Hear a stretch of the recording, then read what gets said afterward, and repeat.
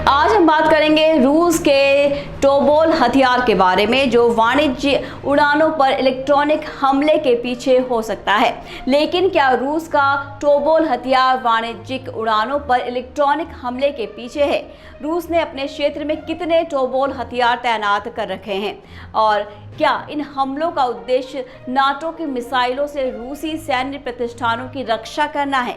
क्या ये हमले भविष्य के युद्ध के लिए रूस द्वारा अभ्यास का एक रूप है? चलिए विस्तार से जानते हैं। नमस्कार, आप देख रहे हैं एयर न्यूज़।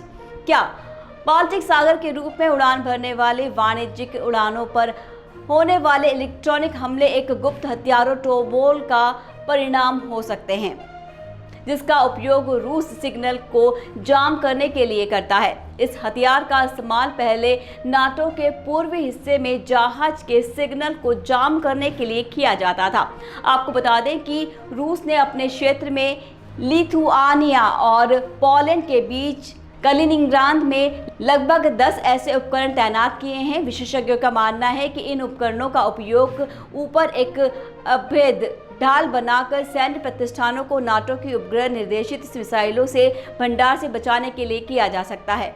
हाल ही में एस्टोनिया के सैन्य प्रमुख ने कहा कि साल 2024 के पहले कुछ महीनों में पोलैंड और बाल्टिक देशों तक फैली इलेक्ट्रॉनिक युद्ध प्रणाली से जुड़े व्यवधान चक्र देखे गए। जर्नल ने कहा कि हमने जो देखा है वो जहाज़ों और हवाई यातायात के लिए जीपीएस की खराबी है और हम वास्तव में नहीं जानते कि क्या वो रूस कुछ हासिल करना चाहते हैं या सिर्फ अभ्यास चाहते हैं और अपने उपकरणों का परीक्षण करना चाहते हैं। उन्होंने कहा, लेकिन निश्चित रूप से किसी को भी इस तरह का व्यवहार नहीं करना चाहिए, खासकर जब आप किसी पड़ोसी देश से युद्ध में हो। बाकी हाल ही में महीनों में कई देशों में जीपीएस व्यवधानों की सूचना मिली है, जिनमें फिनलैंड, पोलैंड, स्वीडन शामिल है। स्वीडन के लेफ्टिनेंट कर्नल जाकिम पासिकिवी ने स्वीडिश मीडिया के साथ एक मामले में चर्चा करते हुए कहा कि रूसी प्रभाव वाली गतिविधियां तथा यथाकथित हाइब्रिड युद्ध हस्तक्षेप का कारण है। वैसे बाल्टिक सागर में वाणिज्यिक उड़ानों पर इलेक्ट्रॉनिक हमले एक हालिया घटना है। इन घटना के पीछे अप्रासंगिक इतिहास है। रूस दशकों से इलेक्ट्रॉनिक युद्ध तकनीक विकसित कर रहा है और टोबोल हथियार इस विकास का नवीनतम उदाहरण है। टोबोल हथियार कथित तौर पर जहाज़ों और विमानों के लिए जीपीएस और रेडियो संकेतों को बाधित करके काम करता है।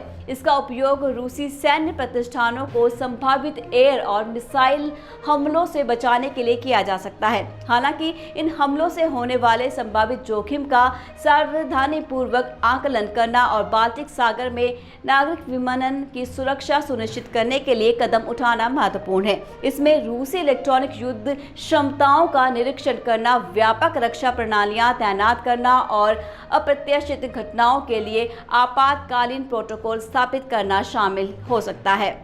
वैसे इलेक्ट्रॉनिक हमले अंतर्राष्ट्रीय कानून का उल्लंघन कर सकते हैं। अंतर्राष्ट्रीय नागरिक उड्डयन संगठन ने नागरिक विमानन सुरक्षा के लिए कई मानक और अनुशंसित अभ्यास अपनाए हैं, जिनमें इलेक्ट्रॉनिक हस्तक्षेप से सुरक्षा भी शामिल है।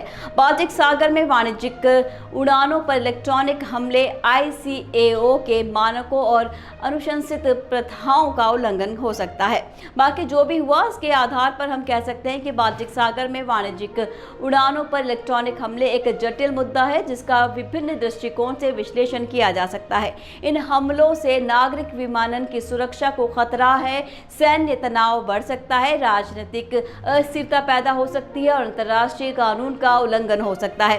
बाल्टिक सागर में नागरिक विमानन की सुरक्षा सुनिश्चित करने और क्षेत्र में स्थिरता बनाए रखने के लिए इन हमलों के जोखिम का सावधानीपूर्वक मूल्यांकन करना और प्रतिक्रिया देना महत्वपूर्ण है। हमारी अगली वीडियो में हम बाल्टिक सागर में वाणिज्यिक उड़ानों पर इलेक्ट्रॉनिक हमले का जवाब देने के लिए नाटो और अन्य देशों द्वारा उठाए जा रहे कदमों का खोजबीन करेंगे। हम इलेक्ट्रॉनिक युद्ध तकनीक के विकास और भविष्य के बारे में भी एयरलाइन सुरक्षा पर इस संभावित प्रभाव पर भी चर्चा करेंगे। तो फिलहाल मुझे दीजिए विदा, फिर मिलेंगे, तब तक के लिए नमस्कार।